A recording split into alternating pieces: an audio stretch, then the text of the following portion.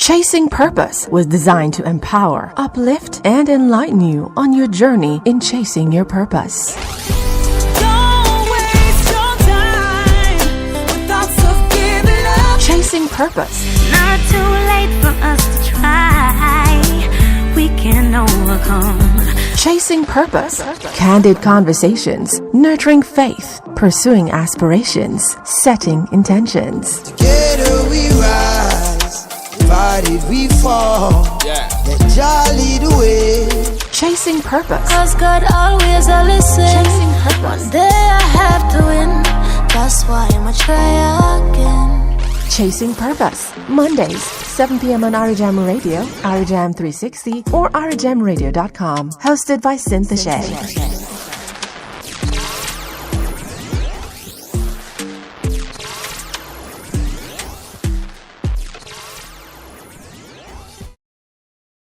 Birds flying high, you know how I feel.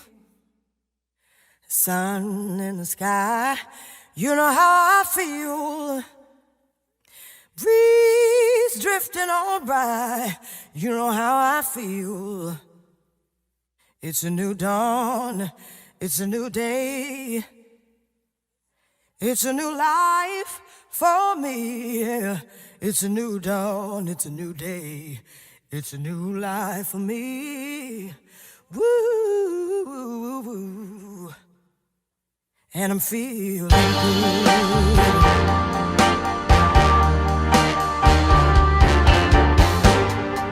Fish in the sea, you know how I feel. River running free, you know how I feel. Blossom on a tree, you know how I feel. It's a new dawn, it's a new day. It's a new life for me, and I'm feeling good.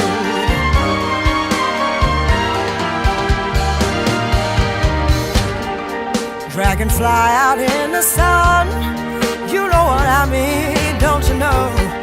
Butterflies are having fun, you know what I mean. Sleep in peace when day is done, that's what I mean. Whole world is a new world and a bold world for me.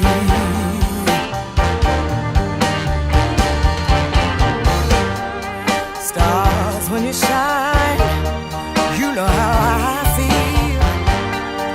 Scent of the pine, you know how I feel. Oh, freedom is mine, and I know how I feel. It's a new dawn, it's a new day, it's a new life for me. Oh, dum-de-dum-de-dum-de-dum-de-da. Oh, it-da-dee-dee-dee. Oh, Molly-Bobby-Blow. I'm feeling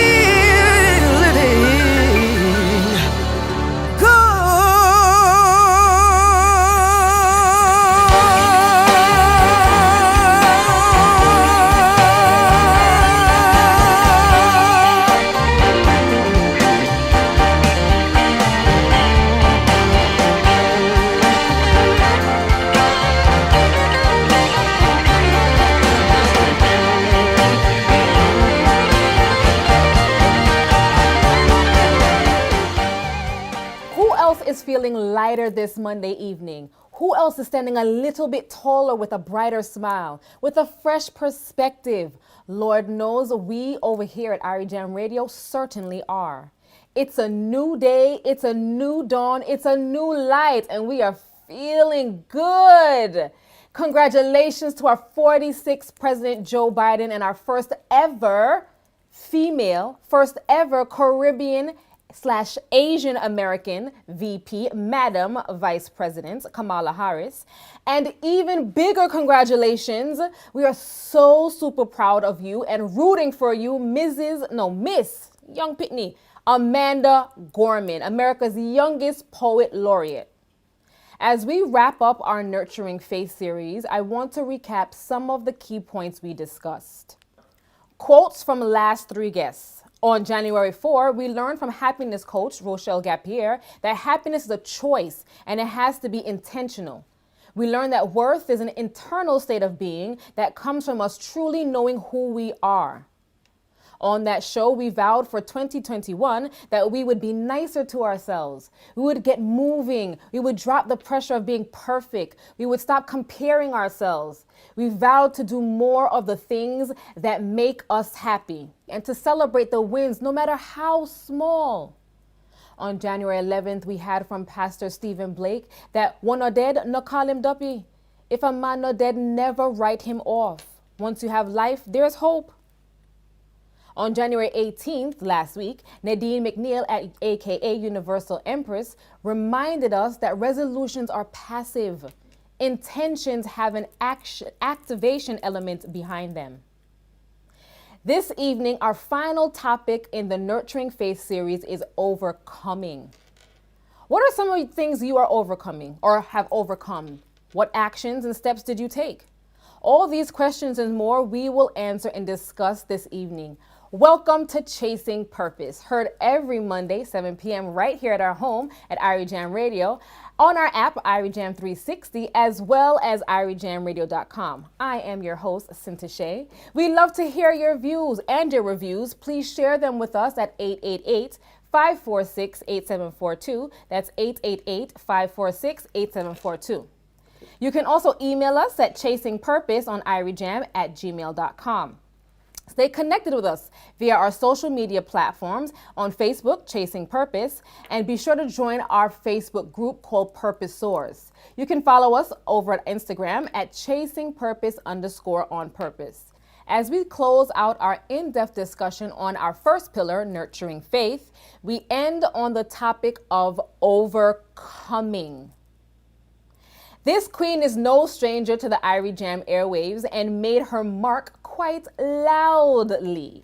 The Jamaican-born actress, radio personality, mother, and children's book author has an endless resume that gets updated daily. She is strong, persistent, and talented in every way.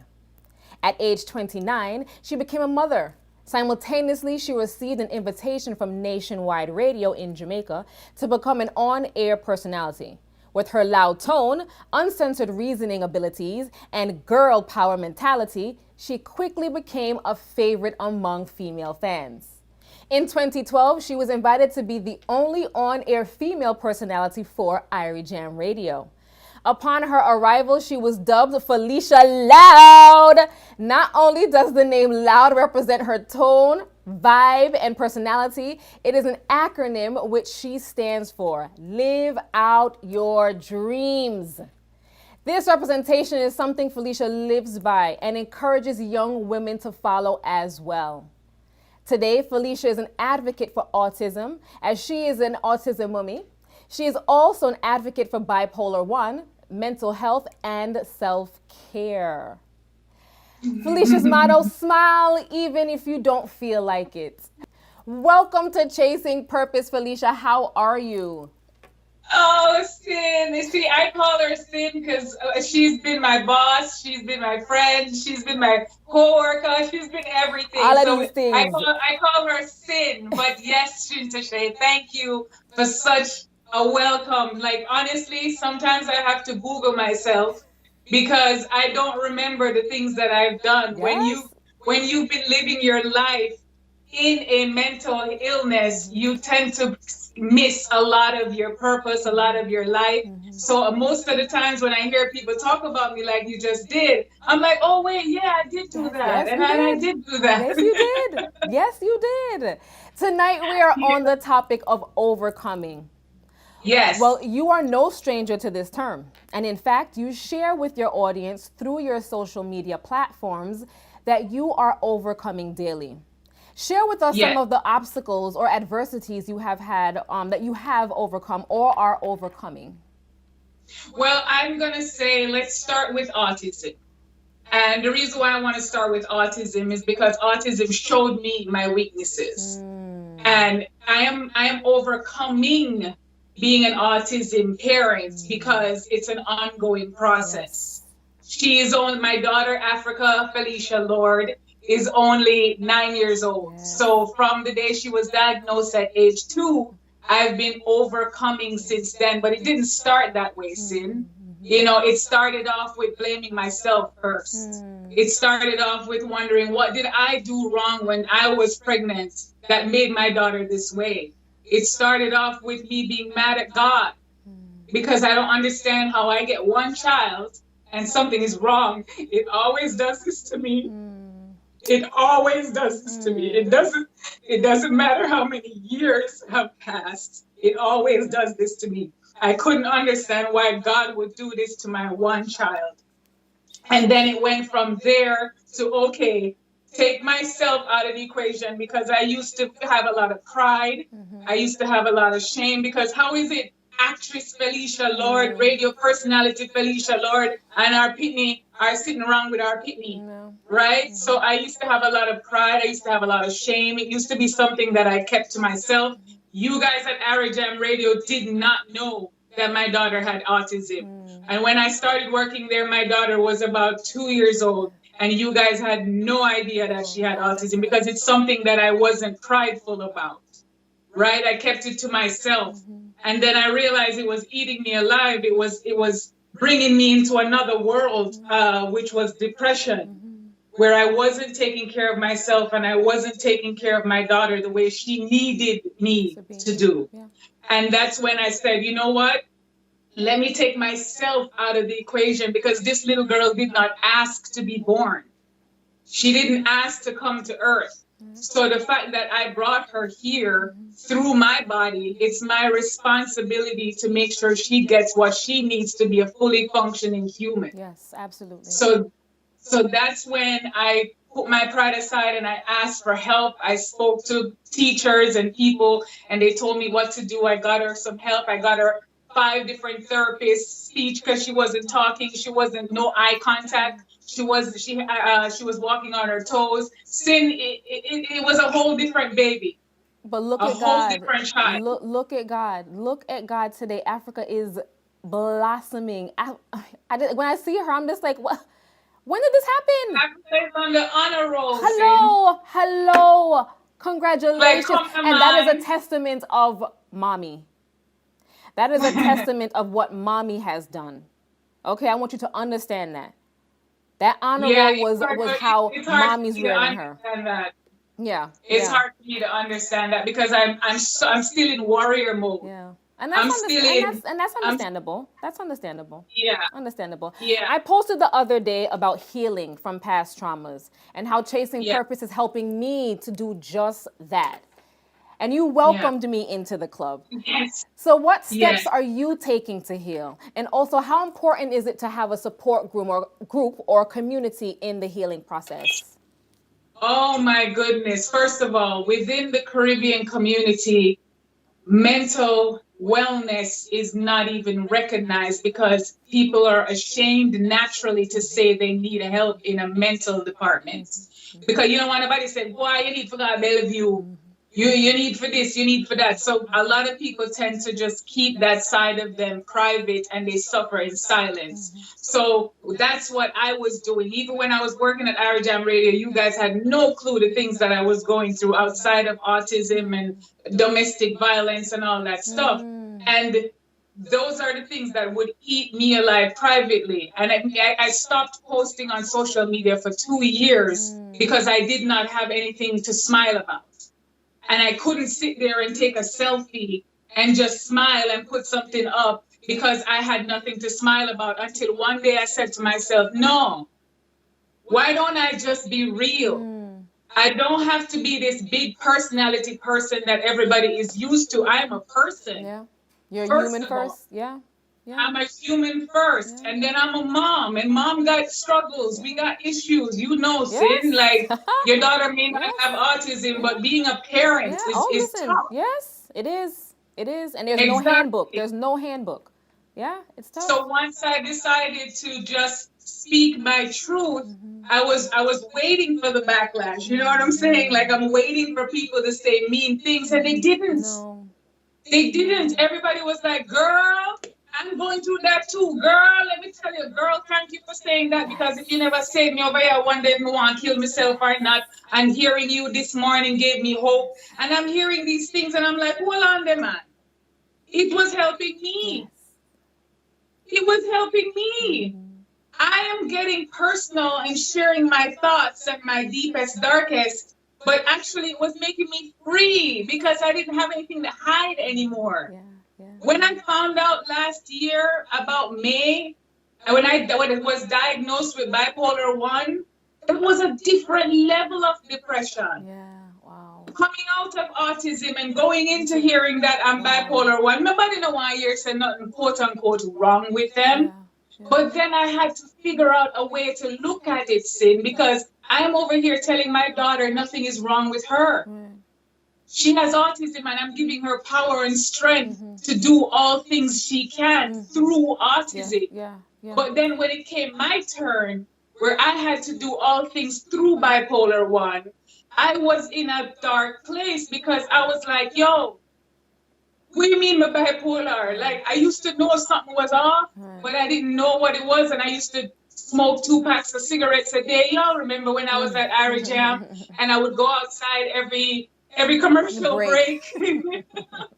Smoking 2 packs of cigarettes, drinking before bed, drinking when I wake up in the morning, all those times in Jamaica, shooting and being on set and being unhealthy mentally. I didn't know what was wrong, Sin, but I know something was off. And when they told me that I was bipolar, I was like, oh, so that's what it's called. This thing that I've been feeling. And then I went back into pride again. I was like, what do you mean, my bipolar? Nothing wrong with me. Them don't know nothing. Them not, I went through the denial. And then the moment I started accepting and I went public with it again, that's when I had a whole different slew of community coming in going, girl, don't worry yourself. Just take your medication and your team nice. Oh my God. Awesome. So when you mentioned earlier about having a community, it is extremely essential to healing because when you are alone, your mind will tell you things. You will talk conversation. You have the most, what do you call it? Character shattering conversations with yourself. Character shattering. Wow. We do character shattering. We tend to break ourselves down because it's easier than trying to build yourself up out of dirt. So for me, I thought about suicide. I tried it. I took about 35 pills because I felt like it was easier to be dead than to try to figure out this bipolar thing. And then I thought about the fact that my daughter, if I die, who is going to take care of her? And then I was like, Lord, geez, so you mean in my time of selfishness, I have to be selfless? Yes. So then when I realized that killing myself was not an option, I said, okay, all right, here what? All I have to do is live for the next 15 minutes. And live for the next 15 minutes after that. And before me know it, the day done. And then we're gone in our next day. And then before me know it, the week done. And then before me know it, I am being a motivational person for people like me. Yes. Look at and that's why one of the main things, that's why I said yes to coming on the show, because I want people to realize, especially people who have thoughts of suicide, I need you to know that whatever you're feeling is temporary. You have to live long enough to realize how temporary it is, but it's temporary.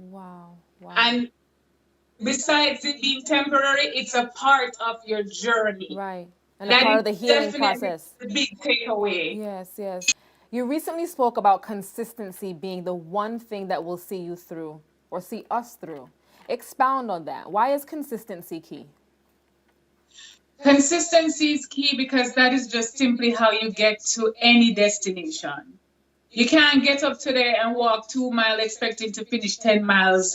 You have to start, continue, and finish. And consistency for me, being a bipolar 1 person, has been one of the biggest things of my life. Like I said, I knew a lot of things were going on with me, but I didn't know what it was called or why. So consistency for me is really hard because my brain is just not that organized to do the same thing over and over. My brain registers it as monotony, and monotony For someone who goes through manic episodes, monotony doesn't work for a bipolar 1 person. Monotony, aka routine, right? It doesn't, which creates a big rift in my household because my daughter has autism and needs a routine to progress. So the challenges I have within me outside of my fiance and my daughter are so huge. That's why each day I get up, I have to make a conscious effort to do little things like make her lunch the same way, like wake her up at the same time in the morning, make sure she brushes her teeth around the same, because she needs that as an autistic diagnosis. But for me as bipolar 1, where I go through manic episodes, I go through mood swings from 0 to 100 within 5 minutes, that the consistency is rough. So that's a big part that my fiance plays when it comes to certain things, because this man will get up and walk 5 miles every day, same time every day, whether it rain or shine, because he's a consistent human being. And I believe that's the reason why God sent him to me. Even though when God sent him to me, a lot of people left my life when he came. Because I didn't realize how many people in my life were actually racist human beings until I had to be with someone that was outside of my race. Right. So with all of that, it made me realize that I had to now select the people that are going to be in my new life. That is what I've learned. You have to be selective, because if you're healing and going through the healing process, then the same people that were there during the chaos might not be there during the calm. And that's okay. Wow. And that's really okay. Wow. I'm glad that you spoke about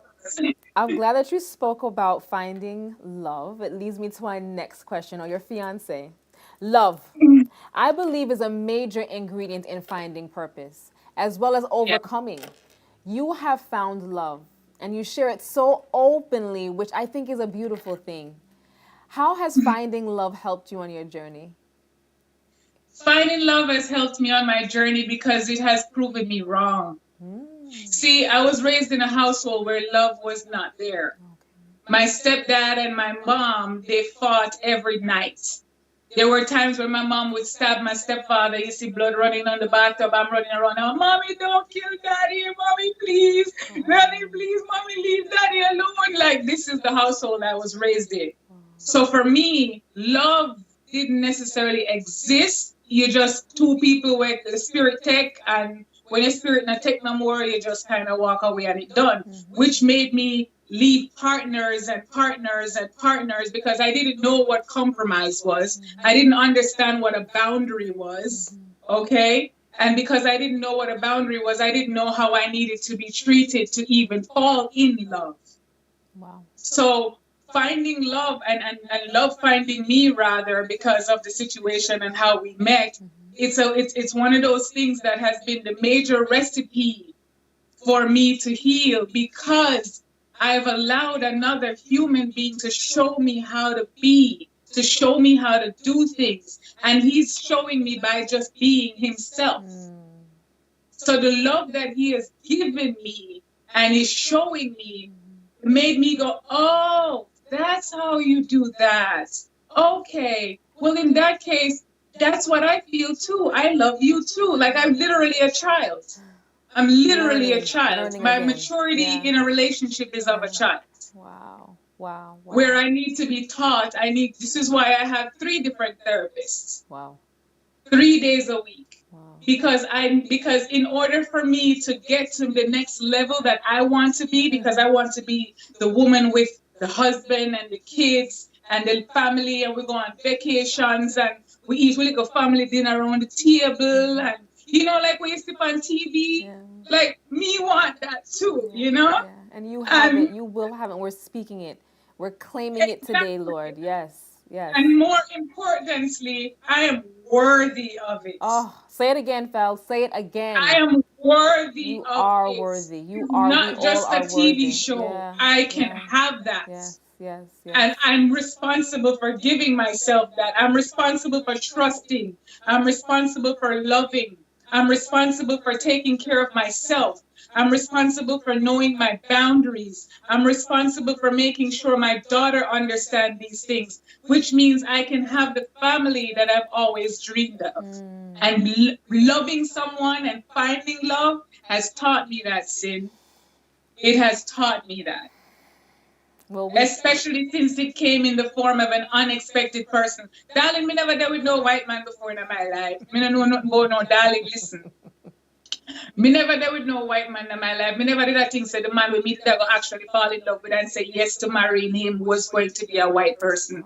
But that is the reason why I share it so openly, because a lot of women need to understand that what you think you need might not be what God have in store for you. You said it.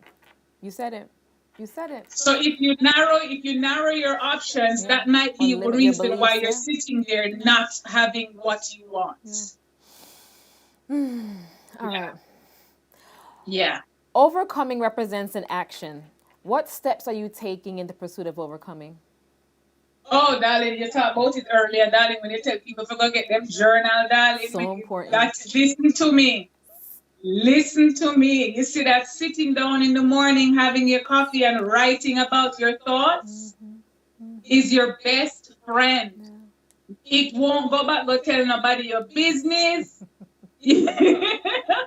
Your journal, my journaling and chanting and being mindful. Yes. Because when I'm mindful, I'm not in the future, I'm in the present tense. And when I'm in the present tense, I'm able to live. Because again, being bipolar, I can overthink, I can go too much into the future, and then I can create, and then I can spiral. So if I'm being mindful, then I have to be present. And when I'm present, I can be alive, honey. Yes. I can live, honey. So that's what my journal does. My journal allowed me to write in present tense and genuinely feel what I'm saying, which usually puts a smile on my face and I can start my day. So journaling, chanting, exercising, because exercise is not just to look nice, but those dopamines, when those dopamines are released in the mornings, it makes me have a better day. Yeah. Yes, the clarity that comes with it as well. So those are some of the tools that I do, as well as I work on myself. I share it on social media, which created a community. Like even this morning, I didn't post anything this morning, and 7 people inboxed me, Felicia, are you okay? I just want to know if you're okay. How are you feeling this morning? And I'm like, girl, I'm good. They're like, girl, I'm good too. I did my exercise. I did my this. So having that little community, and your community don't necessarily mean your friends. It could be total strangers. Because when you have a common goal, that is what's going to actually get you where you got to go. Everybody having the same goal. Your friend from high school might not feel the same way and they're on the healing journey where you would have on right now. So that's the reason why you're going to be selective about the people that get into the calm side of your brain with you. Wow. Has faith played a part on this journey to overcome? Well, I'm sorry? Has faith played a part on this journey to overcome? Oh, yes. God and I have had a relationship, something we didn't have before. Because my mother didn't believe in God. So when I got baptized, oh Lord, darling, this is a story. When I got baptized when I was 13 years old, my mother called from America because I was a barrel baby. I was raised in Jamaica, mother live a foreign. So when I got baptized, my mother called and asked them why them carry me go to church, make them brainwash me. And Lord Jesus, what them do to me pitney and whatever. So I had always just stayed away from God and church, and because when you're a child, you do what your mom says. Yes. And your mom is like your God. You know right what I or wrong, mean? it's true. So but let me tell you, hitting my lowest low, falling below myself, not being on TV, not being on radio, silenced my mind and made me have to talk to God. For the moment everything I know to be was taken away from me is when I had nothing else to do but talk to God. And they said, God will do that to you. Because I was on my high horse. You couldn't talk to me, darling. My face step on TV, my face step on billboard, my voice step on radio simultaneously. Me step on tour, all kind of things. So I'm busy. So I don't need God. But when all of that was gone, and I had nothing else but the silence of my mind, and then that chatter, that mind chatter, that negative chatter, and then the attempting of killing myself and all that stuff. Those are the times where you realize that, hold on, maybe something is out there that's bigger than me. Maybe I need to have a conversation with this entity that is bigger than me. And that's when I started. It's called praying, but I just had conversations, man. I just had conversations. I was like, here, Wagwan. Coming to 2-1, living a God. I kind of just want dead, because if me dead, me not have nothing for about. So I took 37 pills and laid there waiting for the pills to work. And then I felt myself getting numb. And then I said to God, God, actually, me change my mind, God. So me go beg you do. If it's not too late, me change, me think me want to live. God. And then pump my stomach and bring me back to somebody normal. And ever since then, God and I have had an amazing, if it wasn't for God, I wouldn't have had Michael. If it wasn't for God, Africa wouldn't be thriving. So God and I had to get close for the rest of my life to come together. Yeah, brilliant. What has been the biggest lesson learned from being the mother of an autistic child? Patience. That's something I need myself. I'm learning myself. Oh my gosh, Sid, sweetheart, listen. When you tell an atypical child something, 9 out of 10 chances you have to repeat yourself, right? When you tell an autistic child something, it's a 20 out of 10 you're going to be repeating yourself. Sometimes Michael see that my patience is not that great, and he will say, babe, let me do this part, and you go relax for a little bit. Patience is one of the major things I've learned, because they are communicating with you. You just don't speak their language.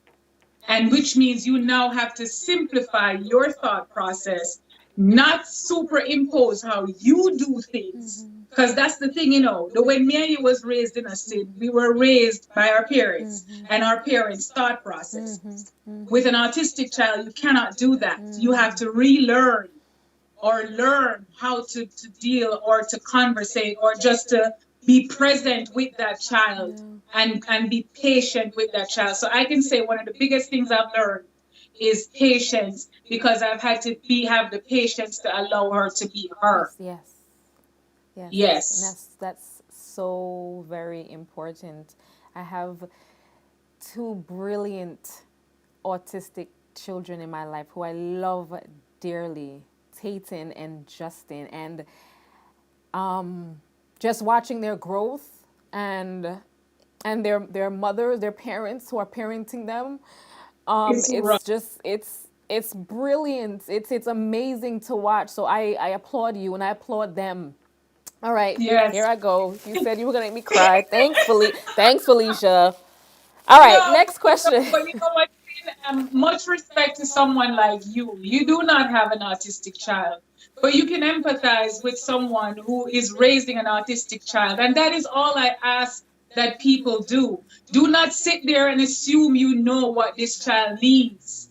You understand? Whether you're the cousin of an autistic person, the mother, the grandmother, the father, do not assume you know what this. Please take the time and learn and listen and be mindful, because these children they're brilliant people.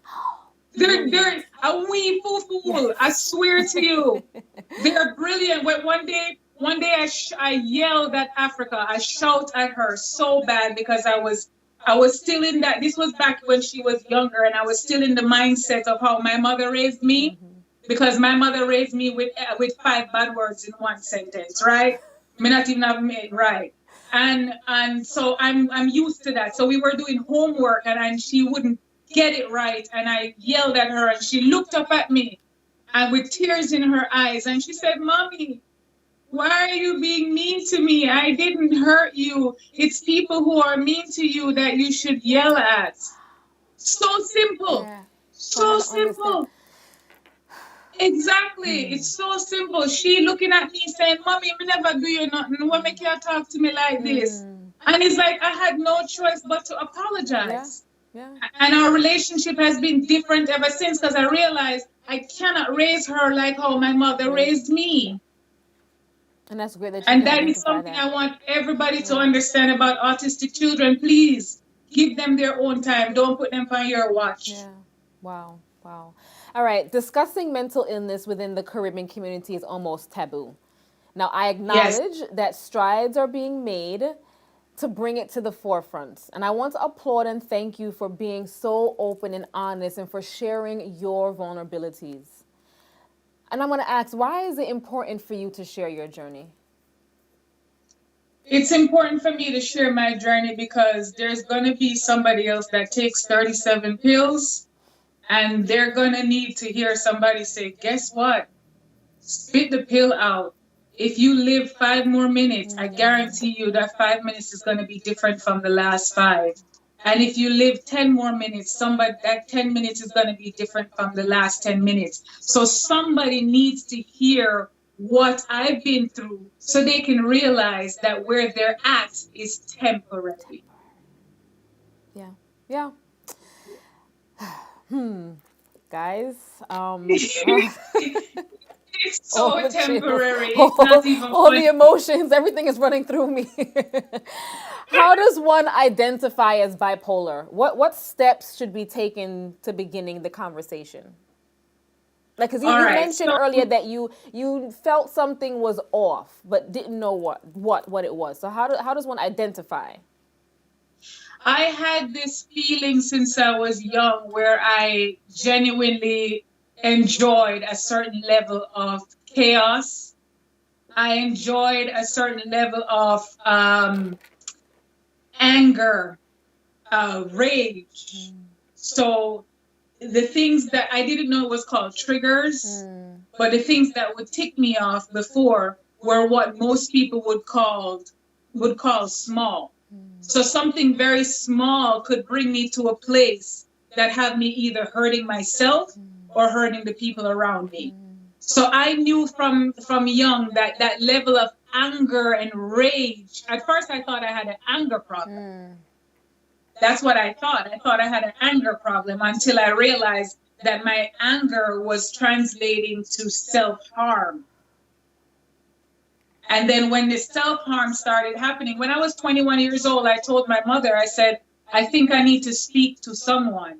And she said, Lord Jesus, attention, yeah, look, you don't know nothing going on. You know, you're right.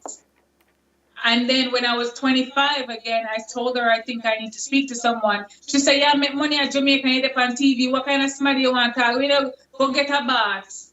I will be a man. She asked, I was never able, Jam Radio is one of the longest jobs I've ever had. Wow. I've never been able to work anywhere past 6 months. Wow. So even that day when I came into the office and I quit Jam, that was actually a mania. Wow. But I did not know. I remember. You remember? Exactly. I did not know I was going through a manic episode. And what that does for me is it takes away all rationale. So anything that would make sense to you and you try to explain it to me, it never go choose it. Me never hear it. Me never adhere to it. There is no rationale in my reasoning. So there was always a case of irrational, a case of rage, a case of 0 to 100 in 2 seconds. And I would go through these episodes 3 times a week. Imagine 3 times a week, I would get so angry that I would either break my phone, cut myself, try to harm myself. These are things that I would do in private. And then I would come out into the world and smile. And that's the reason why I now say smile even if you don't feel like it. Because one thing I realized when I would come and I would smile, my mood would change. So for me, being bipolar 1 has been a crutch all my life that I did not know exist until I was able to put a name on it. And some people say, girl, don't claim bipolar, rebuke it in the name of God or whatever. And I'm like, no, that's being a hypocrite. The reason is, if I didn't claim autism, I wouldn't have known how to help her.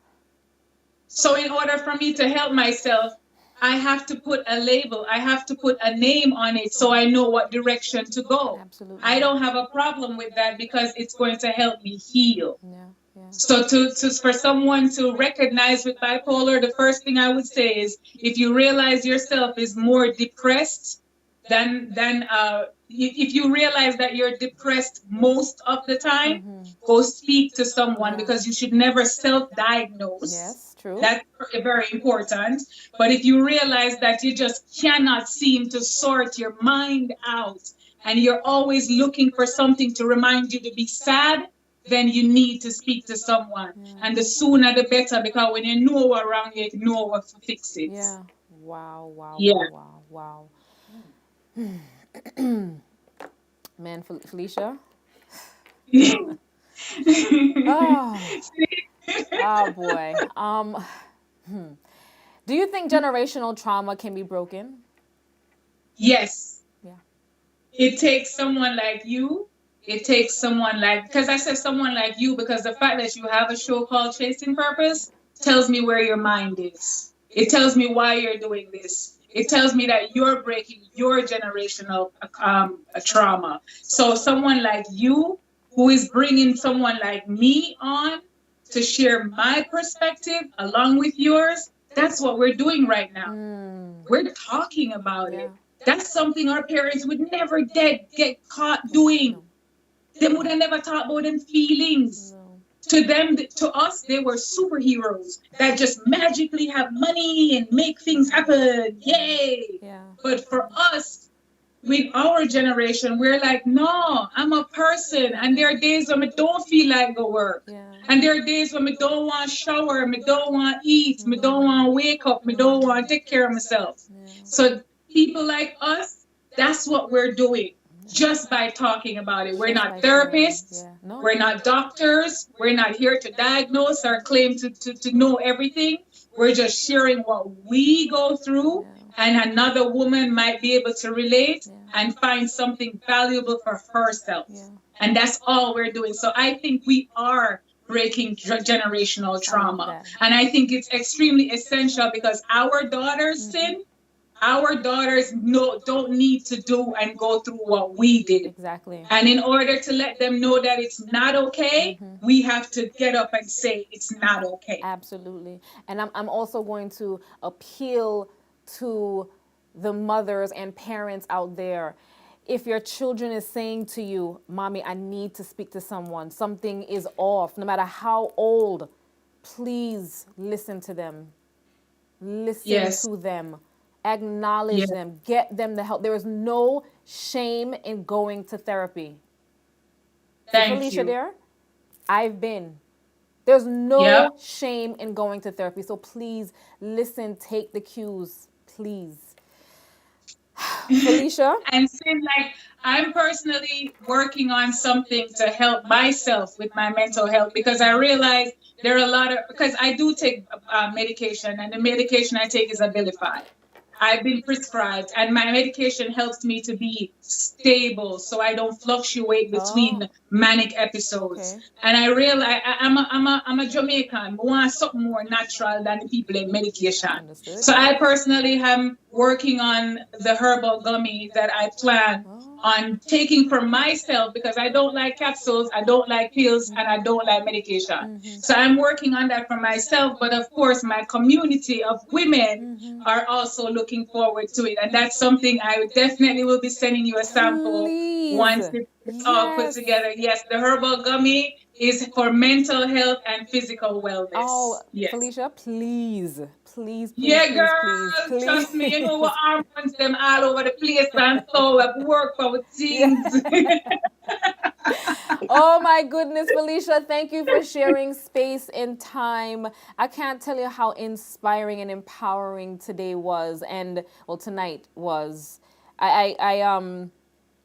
I certainly hope that someone, even if it's just one person, is touched by your story.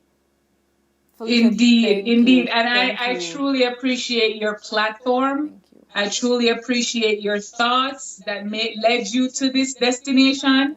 And like I said, welcome to the healing community, because now you're going to start living in a whole different light. Yes. People's thoughts and opinions of you will not matter, darling, because now you are in your light, your healing journey, and I welcome you with open arms. I love it. I love every bit of it, Sin. Thank you, I know Fel. you're the fashionista and the fashion goddess, but now you've dived deeper into something that you're glowing. Thank you. It makes you glow. It makes you glow. Thank you, Fel. I appreciate it. Felicia, where can our audience find you? Well, as it stands right now, good old social media, we all know that is the most easiest access you can have to any human being, big or small. So Felicia Lord on Instagram, Felicia Lord on Facebook. And I know everybody have this bad Felicia thing going on right now. That is not how my Felicia is spelled. It's FELISHALORD. So Felicia Lord, Lord like God. Yes, dear man. Yes. That's how you find it. Thank you, thank you, thank you, thank you for being on Chasing Purpose, and we look forward to your journey. We are here with you 100%. Respect our manners and remember to smile. Yes, even if you don't feel like it. Awesome. By definition, overcoming means succeed in dealing with. And we can fill in the blanks. Broken relationships, loss of income, failed business, mental health, and as our fellow purposor, Felicia, just graciously discussed with us, mental illness. Overcoming is an action. What actions are we taking to overcome our hurt, anxiety, depression, toxic relationships, generational curses? The steps to overcoming aren't cookie cutter. They are not a one-size-fits-all. Find what is right for you. For me, Chasing Purpose is just that. And I thank you for allowing me space and time to share these brilliant conversations with you. Acknowledging that you need to heal from past traumas is the first step. Open that door. It's time to lift the rug on all the things we neatly packed away. We must address our adversity, no matter how big or small. Do not suppress it. That only allows it to fester, and before you know it, we would have depressed it. Be reminded that God does not give you more than you can bear. If God leads you to it, He's going to lead you through it. Show up for yourself. Take care of yourself. Overcome for yourself. It is in how we honor ourselves that we begin to overcome. I leave you with this quote. Strength does not come from what you can do. It comes from overcoming the things you thought you couldn't. God bless and good night.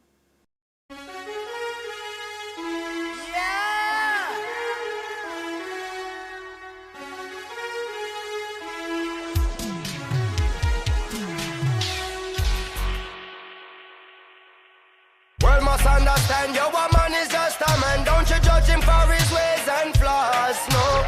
Speak of love tomorrow, you'll be doing good, my brother. You're working for the greatest cause. He without sin made throw the first stone, and not even a pebble can cast, no. Pharisees and scribes crucify the Son of God. Be careful who you nail on cross. Be careful who you nail on cross. Be careful who no nail on cross. Be careful who you nail on cross. Be careful who you nail on cross. Things is getting rougher and some can't find no supper, much less a good breakfast, no. What a lucky thing, say Rasta youth no longer got send not the dreadlocks got the world steadfast. Grudges are forbidden, forgive to be forgiven. When another man trespass, whoa. Heckle vex with Jekyll and the pot across the kettle. Yo, be careful who you nail on cross. Be careful who you nail on cross. Be careful who no nail on cross. Be careful who you nail on cross. Be careful who no nail